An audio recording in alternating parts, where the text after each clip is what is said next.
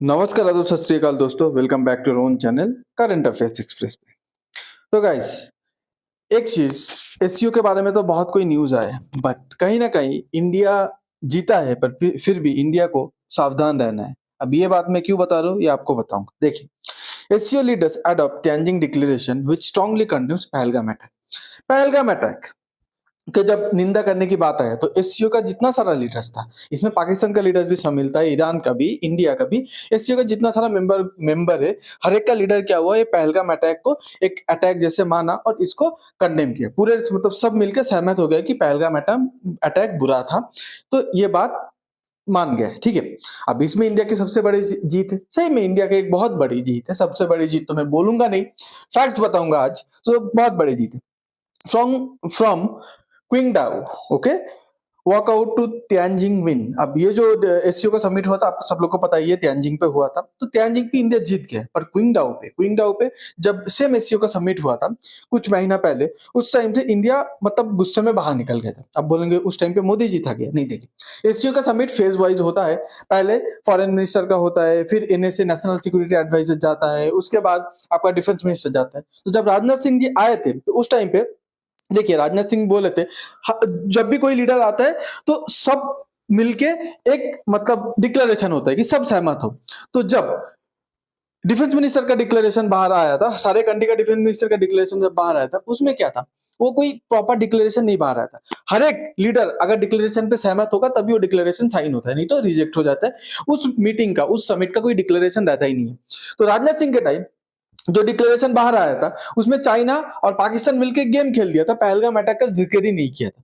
पर जब मोदी जी आए, मोदी जी ने मेक श्योर किया कि ये जब हेड ऑफ द स्टेट का जब जो मीटिंग चल रहा है, एससीओ का जो फेज चल रहा है, इसका डिक्लेरेशन पे पहलगाम आए। तो राजनाथ सिंह ने वो जो ज्वाइंट डिक्लेरेशन था एससीओ का, foreign sorry defence minister level का, उसको रिजेक्ट कर दिया था, उसको साइन नहीं किया था। ओके, अब आज के डेट पे मतलब वो क्विंगडाओ पे हुआ था, जैसे इंडिया वॉकआउट कर गया था। आज मोदी जी ने साइन करके आया तो इंडिया की जीत मतलब माना जा रहा है। इसमें खुश होने की बात भी है, चिंता करने की बात है, थोड़ा सतर्क रहने की भी बात है। अब बोलेंगे कैसे? देखिए, आप लोग को मैं बताया कि ये जितना सारा मेंबर था, जितना सारा लीडर था, सबने बोला हाँ पहलगाम अटैक गलत था, गलत था, गलत था। पाकिस्तान भी उस पर साइन किया। ठीक है, अगर पाकिस्तान अगर एक भी लीडर मना कर देता तो वो पूरा डिक्लेरेशन कैंसिल हो जाता।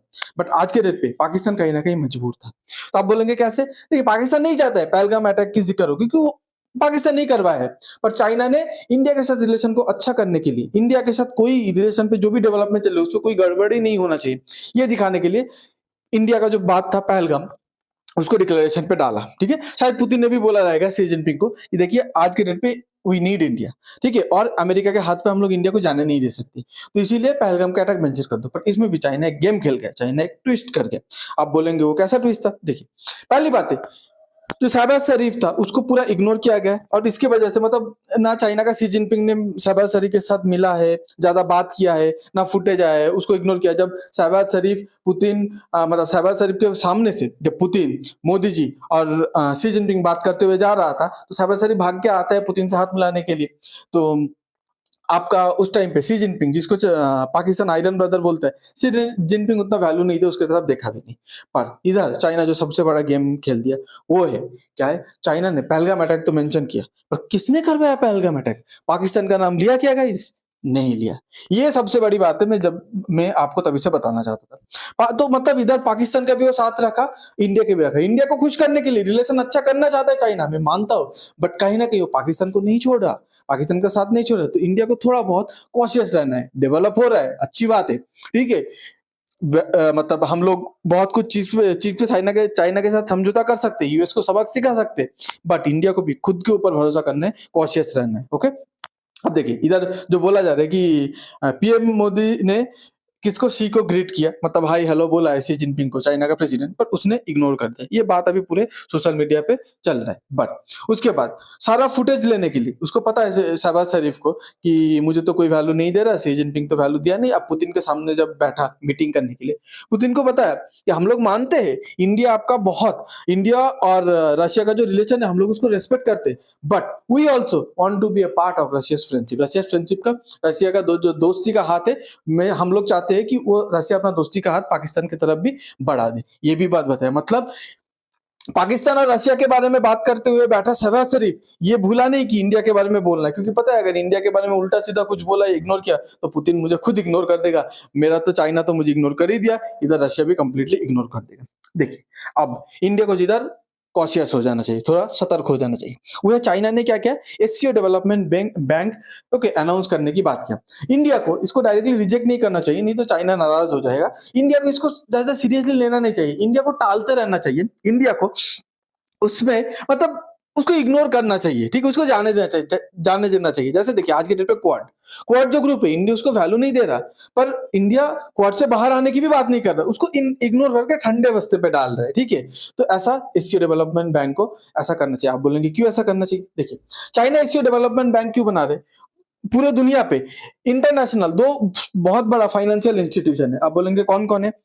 एक है आपका वर्ल्ड बैंक। वर्ल्ड बैंक क्या करता है, आपके देश पे अगर मतलब देश का हालत सही नहीं है, देश पे बहुत बड़ा प्रोजेक्ट बनाने, उसके लिए पैसा चाहिए, फंडिंग चाहिए, तो वर्ल्ड बैंक लोन देते हैं। वर्ल्ड बैंक आपके देश को सलाह देता है कि इकोनॉमी ऐसे ऐसे चलाइए तो आपका कंट्री का सुधार होगा, डेवलपमेंट, इकोनॉमिकल प्रोग्रेस होगा, डेवलपमेंट होगा।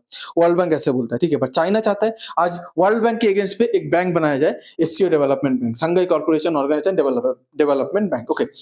उसके बाद इंटरनेशनल मॉनिटरी फंड, जैसे देखिए Pakistan international monetary fund world bank को कौन पूरा वेस्ट कंट्रोल करता है। जैसे पहलगाम अटैक के टाइम पाकिस्तान को चाहिए था इंटरनेशनल मॉनिटरी फंड से लोन चाहिए, बट जैसे अमेरिका उसको सपोर्ट किया, आईएमएफ ने उसको लोन दे दिया। अमेरिका कल मना करेगा, आईएमएफ कुछ ना कुछ बहाना देकर उसको लोन नहीं देगा। तो चाइना चाहते हैं कि ऐसा एक बैंक हो जो हम लोग कंट्रोल करें। जैसे अमेरिका बैंक को, आईएमएफ को कंट्रोल कर रहे हैं, मतलब पाकिस्तान को अमेरिका की बात सुनना पड़ेगा। तो अमेरिका आईएमएफ को बोलेगा लोन मत दो, आईएमएफ बोलेगा तुम्हारा कंट्री का ये प्रॉब्लम वो प्रॉब्लम, हम लोग लोन नहीं देंगे। तो चाइना भी चाहते हैं हम लोग ऐसा हो, ऐसा करें, पर ऐसा करेंगे तो चाइना अब इंडिया का सारे पड़ोसी को पहले टारगेट करेगा, करके इंडिया के खिलाफ यूज करेगा।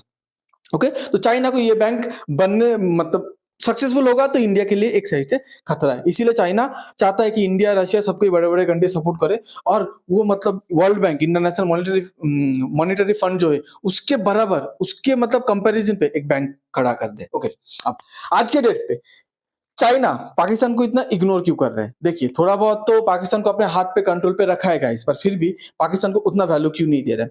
तो चाइना ने, चाइनीज एक्सपर्ट ने क्या बोला है मीडिया को कि Pakistan will not develop closer ties with USA at the cost of China. तो पाकिस्तान आज की डेट पे यूएसए का बहुत क्लोज जा रहा है, पर चाइनीज एक्सपर्ट क्या बताता है, चाइना को हट करते हुए, चाइना को छोड़ के पाकिस्तान यूएसए के साथ कोई संबंध डेवलप तो करेगा नहीं, ये बात बोल के रखा है चाइनीज एक्सपर्ट ने। बट अगर आप रियलिटी देखेंगे आज के डेट पे क्या हो रहा है, Pakistan army chief Asif Munir visit US for the second time. Pakistan का आर्मी चीफ 3 महीना पे दो बार यूएस चले जाता है, ठीक है। अब पाकिस्तान का पहला आर्मी चीफ था, पहलगाम अटैक हुआ, वो फील्ड मार्शल बन गया। फील्ड मार्शल बनने के बाद डोनाल्ड ट्रम्प ने उसको लंच पे बुलाया, चले गए। फिर 1 महीना बाद फिर लंच के लिए बुलाया, मतलब 3 महीना पे दो बार चले गए, ठीक है, लंच के लिए। तो ये तो डोनाल्ड ट्रम्प यूएसए के साथ नजदीकी दिखा रहा है ना, समझ में आ रहा है सबको, ये है रियलिटी। सेकेंड रियलिटी देखिए, पाकिस्तान का आर्मी चीफ जब आर्मी चीफ से फील्ड मार्शल बन गया, मतलब वो हाईएस्ट ऑनर होता है एक मिलिट्री रैंकिंग का, जब फील्ड मार्शल बन गया, बनने के बाद वो चाइना विजिट नहीं किया, दो बार, एक बार नहीं दो बार यूएस विजिट करके आ गया। उसके बाद जाके चाइना पे विजिट किया सी जिनपिंग के साथ, और चाइना का जो फॉरेन मिनिस्टर है वांग ही के साथ विजिट किया। तो ये जियोपॉलिटिकल इक्वेशन पे दिखाता है कि तुम किसको ज्यादा वैल्यू देते हो, किसको ज्यादा मतलब प्रायोरिटी देते हो। मान लीजिए अगर आप कल इंडिया का प्रेसिडेंट बनेंगे, बनने के बाद अगर आप सबसे पहले किसी कंट्री को विजिट करेंगे, मतलब वो कंट्री को आप सबसे ज्यादा इंपॉर्टेंस देते हो। सेम जब पाकिस्तान का आर्मी चीफ फील्ड मार्शल बनता है, सबसे पहले कहाँ जाता है? यूएसए पे। वो भी एक बार नहीं 2 बार जाता है, 2 बार जाने के बाद फिर चाइना पे आता है। तो चाइना ये बात लेकर थोड़ा बहुत नाराज है कि पाकिस्तान को हम लोग इतना सपोर्ट किया, इतना सब कुछ किया, पर पाकिस्तान आज के डेट पे यूएस का इतना क्लोज जा रहा है। तो चाइना और पाकिस्तान का जो मतलब एम्बिशियस प्रोजेक्ट है CPEC, China Pakistan economic corridor, जो पाकिस्तान ऑक्युपाइड कश्मीर से होकर गुजरता है, तो चाइना अभी सोच रहा है कि क्या हम लोग को सीपीईसी में और इन्वेस्ट करना चाहिए। पहली बात, पाकिस्तान को तो पता नहीं, जो पैसा फेंके उसकी तरफ घूम जाए, और सीपीईसी पे भी मतलब चाइना कहीं ना कहीं फंसा हुआ है, वो प्रोजेक्ट आज तक कंप्लीट नहीं हुआ, चाइना पैसा डालते ही जा रहे हैं, चाइना को भी अच्छे से पता है उस पर से कोई रिटर्न आने वाला है नहीं। चाइना का खुद का इकोनॉमिकल कंडीशन, स्थिति आज के डेट पे उतना सही नहीं है। चाइना इसीलिए सोच रहा है कि एससीओ डेवलपमेंट बैंक बना दूं, और बाकी छोटे छोटे कंट्री को लोन के नाम पे उसको बोलो लोन तभी दूंगा जब हम लोग की बात सुनोगे, तो अपने अंडर कर लो। तो चाइना आज ये सब मंशा से चल रहा है, पाकिस्तान उसके हाथ पे नहीं आ रहा, तो चाइना सोच रहे कि सही में सीपीसी में आज के डेट पे और इन्वेस्ट करना चाहिए कि नहीं। तो आपको अगर ये वीडियो अच्छा लगता है तो please like share and subscribe. आप क्या सोचते हैं? कि चाइना फाइनली किसका साथ देगा, या चाइना अपना पुराना रंग दिखा के इंडिया को मतलब भोला वाला समझ के, मतलब भोला वाला बना के फिर पाकिस्तान को पीछे पीछे सपोर्ट करेगा। आपको क्या लगता है, प्लीज कमेंट में बताइएगा। Thanks for being here, your time really matters. God bless you.